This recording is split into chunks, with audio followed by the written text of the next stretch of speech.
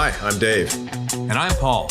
and we're going to challenge you to transform your financial future through the principles of the most profitable business in the world, banking. We believe everyone should be involved in two businesses, the business that you're in the banking business. Everyday people can replicate what bankers have been doing for centuries to leverage capital and build wealth through private lending. Join us as we uncover the truths about money, expose lies and myths, and flip conventional financial advice on its head. Here we go. Paul, hey buddy, how's it going? What's up, man? Nothing. The light is glaring off the sides of your Highly cranium motivated. there. So Highly motivated haircut. if I didn't know better, I'd think you were in the Marines, not the Army.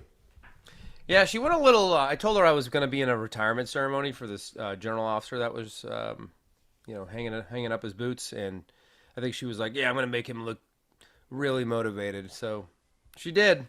Yeah, I would always tell when I go get haircuts before drill weekend. That comes up. They're like, "Hey, what are you doing this weekend?" "Well, I'm going to drill. I'm in the Air National Guard, but don't give me a military haircut." I always have to say that out loud. But I go back to the same guy every time now, so he knows what to do. Yeah. Well, cool, man. I've been enjoying this. It almost feels like fall here. It's like 70 degrees, gorgeous. I think the leaves are going to start changing soon. Kind of depressing, but heading into winter in Minnesota. Yeah, the boating season is coming to a wrap down here. Yeah. Next couple weeks. So. Yep. Well, all right. Settle in. All right, man. Let's get going. So let's start with the question. We were discussing before this some conversations we've had with clients recently, and one thing that really stuck out to me this week, talking to a prospect, was somebody who had talked to a couple different agents, and people who at least profess to understand infinite banking and that concept, and he asked me during that conversation, he's like, "So hey, I'm trying to decide. So can you send me an illustration over so I can have something to look at?" And I said no, and I explained why. And by the end of the conversation, he was ready to go through the application process with me. So why, Paul? And I'm sure you get asked for illustrations as well. Like, hey, show me some numbers. I want to see some numbers before I go forward with this. How do you respond to that? And then why do you and I and most other IBC practitioners that we know do not lead with illustrations? Yeah, it's a great one. I think that if they're asking about, they want to see numbers on a page, they still don't understand what is going on and why IBC, why dividend paying whole life insurance, why Nelson Nash. So that's it for me. I don't, and I'm like you, I say, listen, if I send you an illustration, it is, it's out of date the minute I send it to you, right? Yes, the guaranteed side of things is going to be fairly accurate or accurate, but the non-guaranteed side is really fantasy, Right. When I say non-guaranteed, folks, I mean the side that's displaying the current dividend experience of the company. And by fantasy, you don't mean that's not that's outside the realms of possibility. All you're saying is that that's not 100% accurate because dividends could be greater, dividends could be lower. Right. And the language in the illustration says that. Yeah. This performance will be, could be less, could be greater, whatever. So I think that's why they just don't understand the essence of IBC. If they're asking for numbers on a page and that's what all they want to talk about is, when do I go cash on cash? When do I, when does every dollar in premium start producing $1.50 in cash value or whatever? So I think you avoid that by being just fairly blunt up front in the process. Like, listen, we have a process that we go through here, and that's what we're going to do. We will get to an illustration eventually once I gauge that your level of understanding can handle seeing numbers on a page. Right, exactly. Because how many times have you had a conversation with somebody and they're like, "Hey, I'm going to send you an illustration that I got from agent at one of the big four," whatever. I'm like, okay, yeah. Like, I don't need to see it. You can send it over, but I'm not going to send you one in return. That's just playing the numbers game. If I want to beat that illustration, I can easily go in and manipulate any numbers in the software to beat that illustration that you send me. But that's not what we're doing here. We're not like you said, somebody who's all about just the numbers, or an insurance producer who just leads with an illustration that says, "Here you go. I can do this for you," and doesn't gauge whether they actually understand what they're getting into. That person has taken what is a concept and a philosophy and a way of thinking about money, the infinite banking concept, and boiled it down to just numbers on a page. And then what makes you any different from anybody else in the business then? Because you're not going to be able to teach them anything. Congratulations, you can design a great policy that may or may not turn out to be real. Well, truth be told, that they're probably having their wholesaler or sales vice president or somebody else design the policy for them anyway. Yeah, good right? point. Yeah, very good point. So yeah, folks, that's why we don't lead with illustrations. You're not going to get that from us, because we want to make sure that you're educated, you understand this concept, you understand the purpose of it. And the purpose is not to get the highest rate of return and the highest liquidity of your cash value from day one. If you want 100% liquidity of your funds from day one, put your money in a savings account. Yep. That's it. But if you understand this concept and you have a long-term view and you're willing to, like, you're building a business, but this business is guaranteed to succeed. So if you're willing to sacrifice in the first few years to ensure and guarantee that business succeeds down the road, then you're a good fit for this. Yep. They need to understand that this is a capitalization strategy. And, Nelson says this in the first pages of his book. This is not an investment of any kind. Right. It's also not a sales tool for agents, right? The book is written for the layman. Anyway, so yeah, great point. Yep. Never going to lead with an illustration. It defeats the whole purpose of the process, getting educated. Right. So, good deal. All right. Well, I think another thing that came up in conversation this week when I was talking to somebody who's actually a current client, and he's read Nelson's book, he listens to all the podcasts, and he understands. Nelson writes about getting all of your income, turning all of your income into premium. Right? Yeah. Shouldn't premium and income match? Right. So that's a tough concept for people to wrap their heads around. And in this guy's particular case, he's probably 10 years older than me. So he's got less than 10 years left, less than 10 years of working for a living left before he's set himself up into a position to be able to retire. So he would like to get as much income as possible through these. But his question is, well, how do I continue funding all these premiums when I retire? So that's what we're going to talk about today. I think, Paul, it starts with the first, one of the principles that we like to abide by when designing these policies. We want to make sure you have the contractual right to fund these policies as long as possible. And that's, whether it's age 95, age 100, you want the contractual right to fund these for as long as possible. And why would that be? Well, for me, it's the policy is going to be the most efficient on the day I graduate. Exactly. Right. And we were talking on the air or off the air before we hit the record button here. These policies get more efficient every year that you're paying your premium, every month. In 12-month cycles, right? They're getting more efficient. And some of those policies at that age, Dave, later in life, who were 75, 85 years old, 90 years old, like my grandmother's 95, this would be her last year to pay premium if she had one of these policies. Oh, wow. Yeah. She doesn't. But, man, if she did, right, every dollar that she had paid in premium will have produced in that single year, this 95th year of her life, maybe it's her 70th year paying premium, would produce. Could you imagine that? Wow. Oh, my goodness. We were talking about this earlier, but I illustrated a 7-year-old boy, juvenile policy, and for ultimately very little premium over his lifetime through age 95, the amount of cash value and death benefit he has is just astronomical. Incredible. Right. So anyway, bottom line, it's efficiency. It's going to produce so much cash value and death benefit in these later years that I don't want to stop doing it. I want that contractual right to pay. Yes, exactly. So this is the question I always ask everybody, and listen to this question. if at age, say, 65, that arbitrary age where you take yourself out of, you know, production, um, if at age 65 you can give me $10,000 and I give you $20,000, and every year after that I give you more and you give me the same amount, when are you going to want to stop giving me $10,000?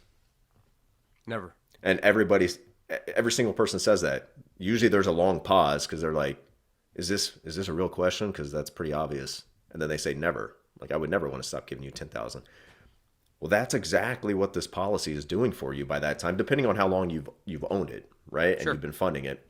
But most people, by the time they get to that age, they've been funding it for 15 to 30 to 40 years. Sure. And it's super efficient, right? Just like you said, it gets more efficient every year. So if you had an opportunity where you could double your money, as an example, if you could double your money right now, do you think you'd be able to go scrounge up that amount of money to go put towards something, knowing that it's going to come back to you twofold? Of course I could. Yeah, I'd figure out some way to do it. I have figured out ways to do that, during rough times Sure. over the last 12 years when I was, had to get creative to fund my policies. So, Yeah. yeah. You could always just call up Willie Sutton, you know? Yep. There you go. You mentioned Willie Sutton again. I think people are going to have to Wikipedia him Yeah. or read Nelson's book. So, Paul, let's talk about retirement. What is the one thing you need in order to retire? A Hellcat. No, I'm sorry. So does that mean you're retiring? Soon. No, you need income. You right? need You need income. a stream of money coming in, just no different than any other part of your existence on Earth. Right? Right. You have needed income since you were born. Somebody else was providing it, right? Through your adolescence and college years, maybe if you went to those things. And as an adult, you made your own income. Yeah. So you're making income while you're working. You're going to retire because you've reached a point where you no longer have to work for your income.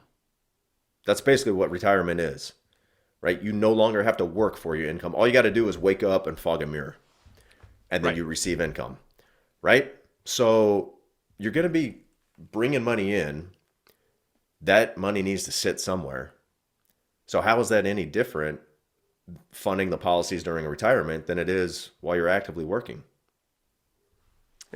It's really no different. Your money has to reside somewhere. We're going to sequence the money through our own banking system so we can control the banking function in our life, or maybe we're not going to. I don't know why we would stop doing that. The only thing I can think of, Dave, is it's this paradigm that we've been stuck in because we're bombarded with, frankly, just not good financial advice.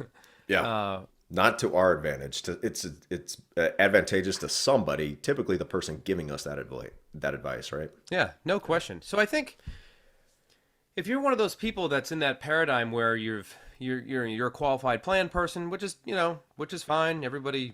Most people are, and you've piled on your money in this asset class or this asset class, and now your advisor's showing you how to take income off those different types of, whatever the qualified plan or it's a brokerage account, whatever it is. And you're using the 4% rule, the 3% rule, or whatever the rule happens to be for that given year. And your advisor will tell you that. I think people get worried that this is that non-abundance mindset where I'm going to have to pinch pennies and not live the life that you ought to be living. I said this probably in a very early episode, is that your retirement should be your second childhood without rules and almost unseemingly unlimited amount of money that you have access to, right? You're not getting an allowance, right? You've worked your whole life and now you get to enjoy the fruits of all that labor. That's how I want my passive income time to be. I don't want it to be where I can't go this, can't do that. Yeah, it doesn't sound exactly. And I think just like you said, and I just thought about this now, and I wish I would have known this when I was talking to him, but he's probably listening to the podcast now. Anyway, so here's what I would say is, if you're asking that question, how am I going to fund this when I retire? You're predicating that question on a an assumption you have in your mind that you're going to be making less money in retirement than you're making right now. Like, because that's the way we've been taught. That's the way we've been trained to think that, hey, you might be making $300,000 a year right now, but you better be able to live on $100,000 a year during retirement. Right. Like, people just automatically assume, whether it's the case or not, they assume I'm going to be making less money in retirement than I'm making right now, which you've already set yourself up for failure if that's the way you think, right? Because you're planning to be less well off than you are right now. If I was a financial advisor, like many of them do, and I was preaching to you, hey, don't worry, you don't need as much money in retirement. So, you'll be taking out less and spending less. I'd be right 100% of the time if I was setting people up to have less in retirement than they have right now. Yeah, you'd be batting 1,000. Yeah. You'd be batting 1,000. But you could do that on your own, right? You could probably end up with less 20, 40 years from now than you have right now on your own. Why are you paying somebody to tell you that? Because everybody else is. Yeah. Right. That's the truth. Yeah. Yeah. They always say, the kids are going to be out of the home, right? You're not going to be paying for college anymore. The college Until is kids paid come back for. in the home. Right. How many people have you talked to who are empty nesters and then all of a sudden one or more kids end up back in the home? Yeah. I can relate to that very close. Yeah. Like, obviously. Yeah. You see it. You see it all the time. Like, see it. everybody I talk to, I was talking to some older couples than me this morning at church, and they said, yeah, we enjoyed 3 years of the empty nest and it was fabulous. We loved each other. We got to spend all this time together and it was just us. And then for the last year and a half, my son's been living with us again. Yeah. So it's just the way life goes. So, are you really going to have fewer? I mean, yeah, they should be out earning. Like, if my kids are with me after they finish the summer, after their senior year, they're paying me rent. That's just the way it is. Oh, no question. And that's if I let them stay. Carmel and Anthony already know that. Like, this isn't going to be some freeloading system. You're not going to be in my health insurance till you're 30 years old or whatever. I think it's 26. 26, something like that, yeah. It's still ridiculous. 26 years old. What were you doing when you were 26, Dave? I was fighting wars. So, yeah. And get off my cell phone plan. Get your own plan. How about that? Goodness. How many adults are still on their parents' cell phone plan? I think I know a bunch. I know. It's embarrassing. They shouldn't admit it. It's economic outpatient care. Like, if you're well into your 20s and you're still on your parents' cell phone plan, don't admit that to anybody. Yeah, certainly don't tell me. Yeah, don't tell me. I will make fun of you to your face. But so funny. Yeah. So anyway, we digress. So let's talk about ways to fund in retirement, because that's legitimate. By time you're in those retirement years, which we hate using that word, right? By the time you're in those passive income years, because that's what it is, whether you're taking money out of a 401k or some real estate investments or a business you sold, it's all passive income. You're not working for it anymore. So during those years, Paul, what are some ways we can fund that? Because everybody just thinks, oh, I'm funding it with my active income, with my paycheck, my bi-monthly paycheck or bi-weekly paycheck. I'm funding it with that money. Well, what are some other ways? There's plenty of ways to skin this cat, right? So let's cover some. Yeah, no question. So, and this is in no particular order. You could use the dividend to do something called premium offset, right? Where the dividend will pay the premium for you, or over time it can reduce the premium, right? So that's one way. The policy, let's assume the policy's fairly efficient, right? It's 15, 20, 25, 30, 40 years old. The dividends at that point are going to be extremely large. Mm-hmm. In fact, they're likely going to exceed what the actual premium is. What you're allowed to pay in premium, right? Yes, right? Yeah. So that's why that other discussion where it's like, oh, it's just the IRS characterizes the dividend as just a return of excess premium. Yeah, that's how they characterize it, but it's more than that, right? And that's another discussion, but that's, some of the noise out there. The dividend is one could argue that you could take out in dividends all the way up to your basis if you have enough life left, right? Yeah. You could easily do that, right? So anyway, yeah, you could use a dividend to pay your premium, right? And then that way you're kind of on this. My in-laws have done this over. They've had a New York life policy for 1972 or something, and it Yeah. was participating and base only, very small, but they've been using the dividend to do premium offset. So Yeah. their dividend is very little, right? Because they've been doing premium offset, but Yeah. they don't, it pays for itself now, right? Yeah. And let's say maybe your policy is only 10 years old. Maybe it's only 15 years old. You started when you were 50 or in your 50s at some point. Yeah. By that point, your dividend will likely be at the point where it will at least cover the base amount of your premium. And then the paid up additions, you don't have to fund those, right? That's an optional piece to the policy. Yep. So your dividends could at least cover the required part of that policy to keep it in force and keep it going until the day you die, Yep. until the day you graduate. So there you go. Now, here's another one. So you could fund with your IRA. Like you take money out. Some people take their IRA withdrawals every single month, like a certain amount. Like, hey, just send me $3,000 a month. That's what I need to cover my expenses.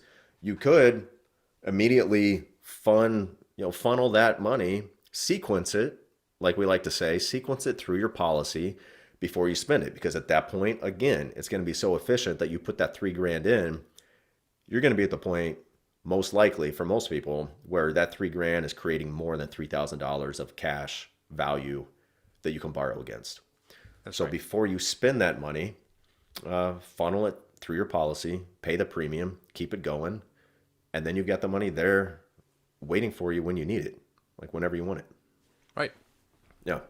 So that goes with an IRA, goes with any, your Social Security, right? Yeah, that's passive income, sort of. That's passive income. Oh, we're breaking the backs of today's workers to pay that income. Yeah, no question. Tomorrow's I'll tell you, workers, actually. I was texting with a gentleman that we met at the think tank this past year. He's from Tennessee, and we were talking about. He's like, "You guys ought to talk about the unfunded liabilities." And I'm like, "Why don't I get people too depressed? The national debt's national debt's advertised as X amount of $1 trillion, but the unfunded liabilities are another 170 to 230 trillion somewhere. No one really knows. On top of that, when you talk Social Security, Medicare, and stuff." So anyway, I wouldn't rely. Here's my point to saying all that was: don't rely on Social Security. If you are planning on Social Security being part of your retirement living, income plan, I think that's flawed thinking. I really, especially in this day and age where it's scheduled to run out of money in 2035 at the current pace. I am not counting Social Security. I'm just considering it money I'm just throwing down the drain. Yeah. Quite honestly. Right. Yeah. I wouldn't rely on that. I wouldn't rely on if you're a veteran.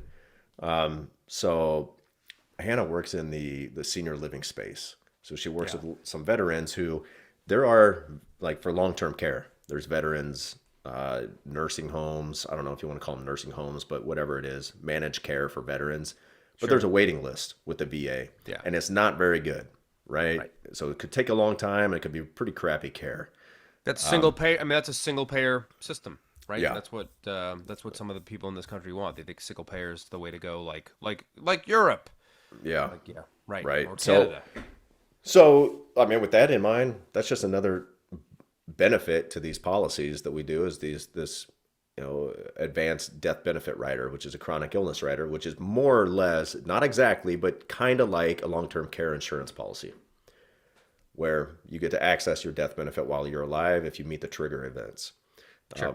So don't rely just on what you think the government's going to provide for you, Medicaid, VA benefits and all that. Cover your bets. Yep. So no question. again, we digress a little bit. So here's another way to pay. How about passive income? Why not spend the next, if you got 10 years left till retirement, spend the next 10 years focusing on building an income right now that's going to continue and never run out. So, and it's easier to accomplish than most people think. It sounds very abstract and impossible, like only the rich and connected can do that. It's not the case. Anybody can do that if you know the right people who can teach you, maybe show you the right places to do that. Yeah, it's not going to fall out of the sky, and land in your lap. Right. There's, you have to be around the right people, right? You have to be around the right network of like-minded people as well. The other thing is, Dave, is there's products that we can buy after we are done working. Say we've accumulated this large volume of money.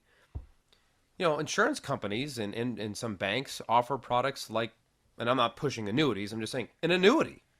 If you want, like, private pensions, right, are a thing of the past, right? There's government pensions and there's very few private pensions left out there in the world, right? They've all gone to the 401k, and then, we have the IRAs and stuff like that. So, outside government-sponsored pensions, there's very little private pensions left. So, you could fund your passive income years with an annuity. Yeah, sure. There's many different things, and that's a pretty easy one for anybody to grab onto. Yeah.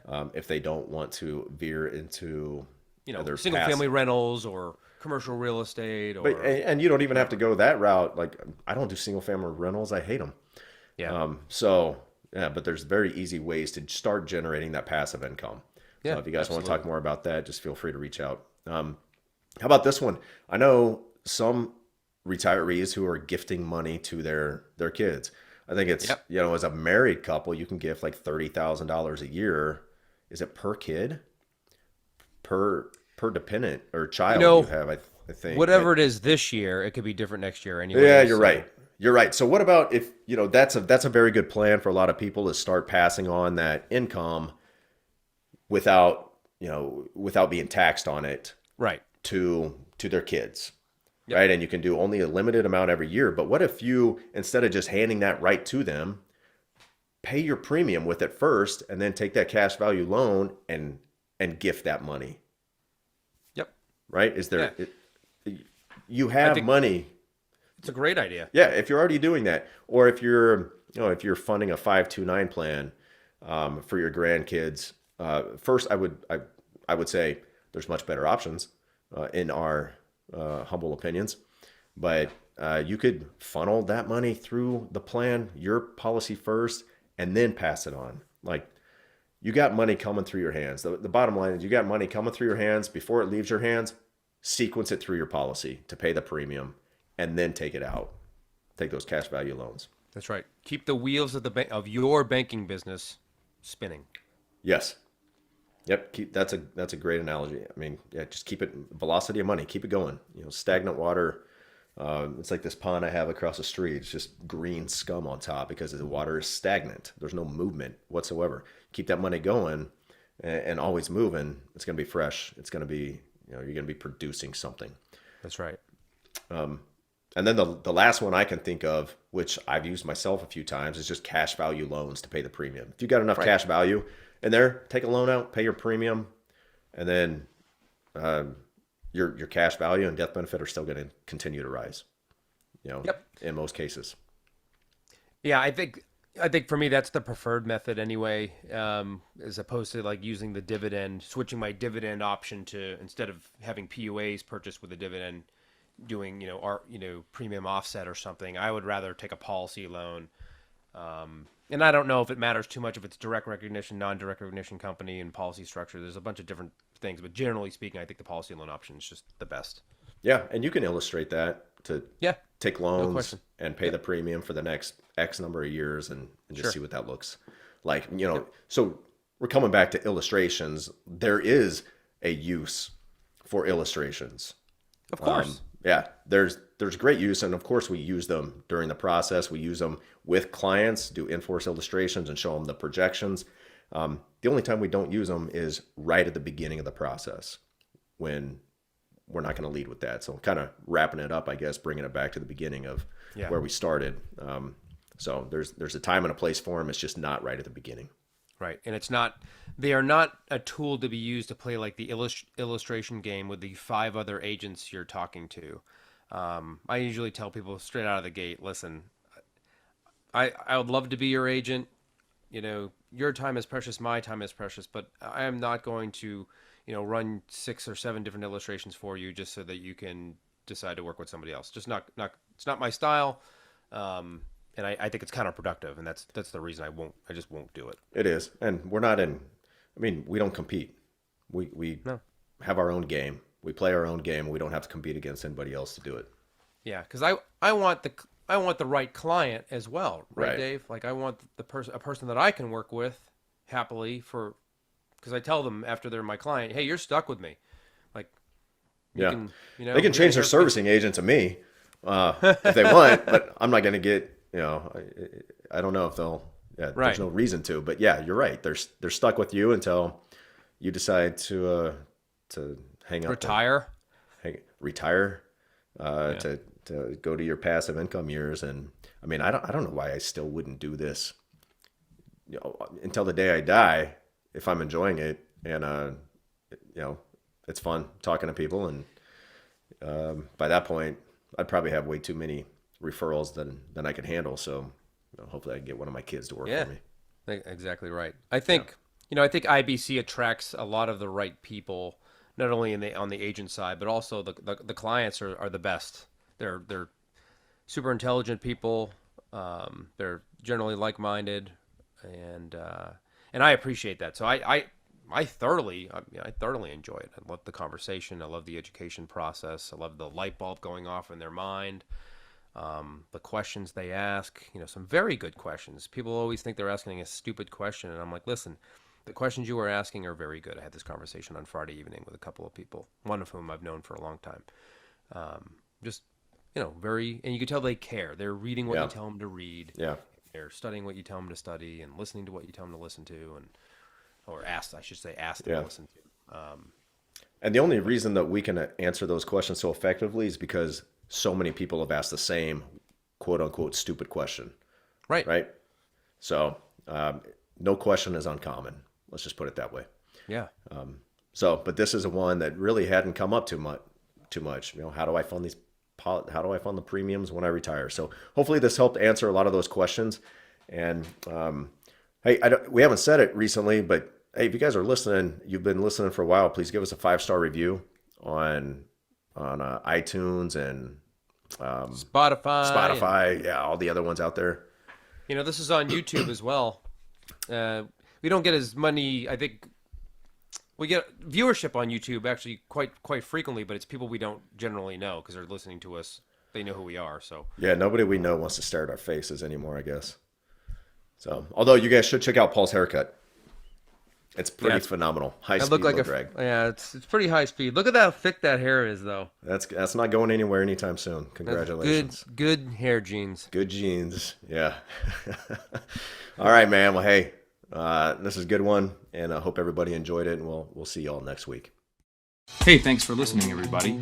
If you'd like to have a conversation with us to see how you can become your own banker, or if you have any questions or topics you'd like us to tackle on a future episode, please send us an email to davidandpaul@theibcguys.com. And subscribe and leave us a review if you're on Apple. Follow and leave us a 5-star review if you're on Spotify. And please share this with your friends. We'll see you next week.